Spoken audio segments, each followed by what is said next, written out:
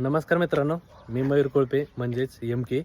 तर क्रेटीन घेताय, प्रोटीन घेताय, तर त्याचं नेमकं टायमिंगचं शेड्यूल कसं असते.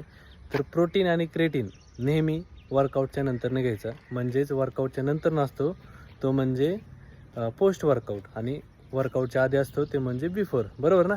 तर बिफोरला तुमचं जास्त करून प्री वर्कआउट पाहिजे.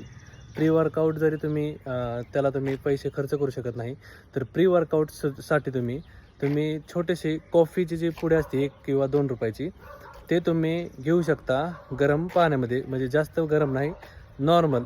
आणि जर तुम्हाला वर्कआउटमध्ये एनर्जी राहत नसेल तर तुम्ही वर्कआउटच्या आधी अर्धा तास आधी ओट्स जे असतात ओट्स, ते तुम्ही ओट्स एक वाटीभर जरी खाल्ली तरी पण तुमच्या वर्कआउटमध्ये रॅपिटेशनमध्ये एनर्जी जास्त प्रमाणात राहू शकते आणि 2-3 रॅपिटेशन एक्स्ट्रा निघू शकतात.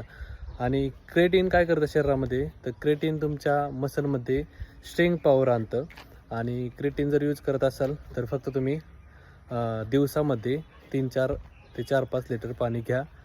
आणि अशा टिप्ससाठी आपल्या आय डीला फॉलो करा. धन्यवाद.